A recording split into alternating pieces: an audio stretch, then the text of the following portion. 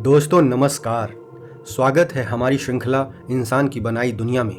पिछले एपिसोड में हमने जाना कि पैसा आखिर है क्या, लेकिन आज हम एक ऐसे सवाल की कहानी समझेंगे जो हजारों सालों से मानव समाज के साथ जुड़ा हुआ है। कुछ लोग अमीर क्यों होते हैं और कुछ गरीब क्यों?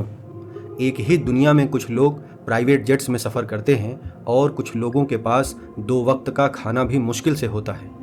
कुछ लोग सैकड़ों करोड़ों के मालिक हैं और कुछ लोग दिन रात मेहनत करने के बाद भी संघर्ष करते हैं। तो आखिर यह असमानता पैदा कैसे हुई? शुरुआती मानव समाजों में शायद बहुत ज़्यादा आर्थिक असमानता नहीं थी। हंटर गैदरर्स के पास बहुत कम निजी संपत्ति होती थी। भोजन साझा किया जाता था क्योंकि जीवित रहने के लिए सहयोग जरूरी था। लेकिन यह स्थिति हमेशा नहीं रही। खेती आने के बाद सब कुछ बदलने लगा। अब जमीन महत्वपूर्ण बन गई। कुछ लोगों के पास ज़्यादा उपजाऊ जमीन थी, कुछ लोग अधिक भोजन जमा करने लगे और यहीं से शुरू हुई वेल्थ इनइक्वालिटी, धन की असमानता। यानी सभ्यता के विकास के साथ साथ आर्थिक अंतर भी बढ़ने लगा। लेकिन असली बदलाव आया ओनरशिप से। ओनरशिप यानी मालिकाना अधिकार। अब इंसान कहने लगा यह जमीन मेरी है, यह संपत्ति मेरी है, और धीरे धीरे संपत्ति ने शक्ति पैदा की। लेकिन समाज सिर्फ मालिकों से नहीं चलता, उसे चाहिए लेबर, श्रम। मानव सभ्यता की लगभग हर इमारत, हर सड़क, हर खेत किसी न किसी की मेहनत का परिणाम है। लेकिन इतिहास में मेहनत करने वाले और संपत्ति रखने वाले लोग अक्सर अलग अलग रहे। फिर आई इंडस्ट्रियल रिवॉल्यूशन। फैक्ट्रीज बनी, मशीन्स ने उत्पादन बढ़ा दिया। कुछ लोगों ने बहुत बड़ी कंपनियां और उद्योग खड़े किए और पहली बार इतिहास में अत्यधिक संपत्ति तेजी से बनने लगी। लेकिन फैक्ट्रीज में काम करने वाले मजदूरों की जिंदगी अक्सर बहुत कठिन थी। लंबे घंटे, कम वेतन, खतरनाक परिस्थितियां।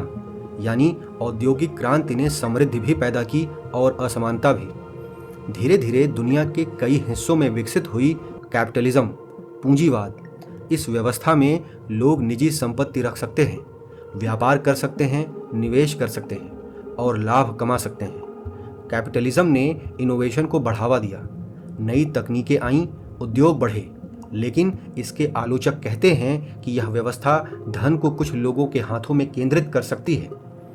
इसी असमानता के जवाब में उभरा एक और विचार, सोशलिज्म, समाजवाद। इस विचार के अनुसार संसाधनों और उत्पादन पर समाज का अधिक नियंत्रण होना चाहिए ताकि धन और अवसर सिर्फ कुछ लोगों तक सीमित न रहे। लेकिन इतिहास में हर आर्थिक व्यवस्था की अपनी चुनौतियां रही हैं। आधुनिक सरकारें अक्सर असमानता को कम करने की कोशिश करती हैं। एक महत्वपूर्ण तरीका है टैक्सेस, कर। सरकारें टैक्स के पैसे से सड़कें, स्कूल, अस्पताल और सार्वजनिक सेवाएं चलाती हैं। यानी आर्थिक व्यवस्था सिर्फ पैसा कमाने की नहीं, समाज को संतुलित रखने की भी कोशिश है। लेकिन धन सिर्फ मेहनत से तय नहीं होता, अपॉर्चुनिटीज भी महत्वपूर्ण है। अगर कोई बच्चा बेहतर शिक्षा, बेहतर स्वास्थ्य और सुरक्षित वातावरण में बड़ा होता है तो उसके सफल होने की संभावना अधिक हो सकती है। यानी हर इंसान एक जैसी शुरुआत से जीवन नहीं शुरू करता।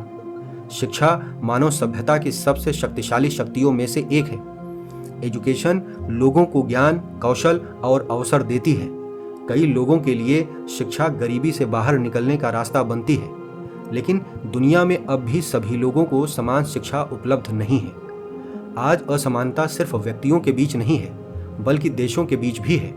कुछ देशों के पास बहुत अधिक संसाधन और तकनीक है, जबकि कुछ देश अब भी गरीबी और संघर्ष से जूझ रहे हैं। ग्लोबल इकोनॉमी ने दुनिया को जोड़ा भी है और कई बार अंतर भी बढ़ाए हैं। लेकिन एक महत्वपूर्ण बात याद रखिए, गरीबी सिर्फ पैसे की कमी नहीं होती, कई बार यह अवसरों की कमी होती है। और अमीरी सिर्फ धन की नहीं होती, बल्कि सुरक्षा, शिक्षा, स्वास्थ्य और विकल्पों की शक्ति भी होती है। सभ्यता ने इंसानों को अद्भुत समृद्धि दी है, लेकिन बराबरी नहीं। शायद मानव इतिहास की सबसे बड़ी चुनौतियों में से यह एक है। कैसे ऐसी दुनिया बनाई जाए जहां प्रगति भी हो और अवसर भी? तो दोस्तों, आज की यात्रा में हमने जाना, अमीर और गरीब होने के पीछे सिर्फ पैसा नहीं है, बल्कि इतिहास, संपत्ति, अवसर और व्यवस्था भी जिम्मेदार है। अगर यह वीडियो आपको पसंद आई हो तो इसे लाइक और शेयर ज़रूर करें और सब्सक्राइब करना न भूलें।